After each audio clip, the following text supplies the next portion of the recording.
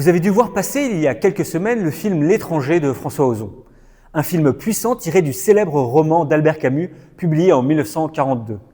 Mais pourquoi au juste ce roman est-il considéré comme culte? La réponse réside dans la nature à la fois radicalement énigmatique et terriblement ordinaire du personnage principal, Meursault, alias l'étranger.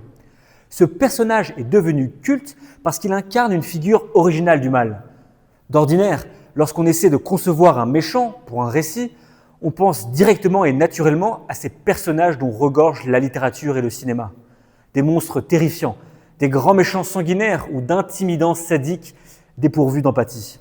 Mais il a fallu attendre Albert Camus pour concevoir une autre forme de méchant. Un méchant pas si méchant, un méchant ordinaire.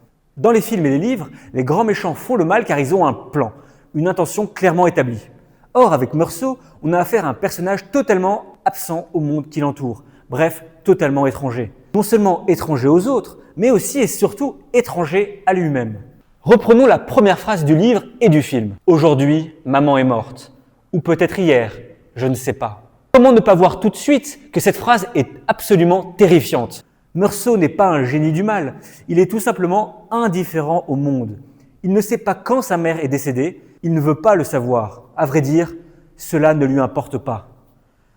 Meursault est donc étranger à sa propre vie, à sa propre conscience, à autrui.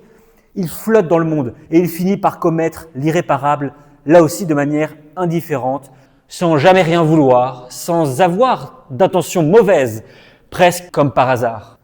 Jusqu'au bout, l'étranger incarne un nouveau type d'existence, une existence grise, une existence qui refuse d'exister réellement, une existence qui refuse d'assumer sa liberté, bref, une existence qui se fait spectatrice de sa propre vie. L'étranger de Camus, c'est le monstre ordinaire qui sommeille en nous, celui qui a choisi de renoncer à vivre réellement.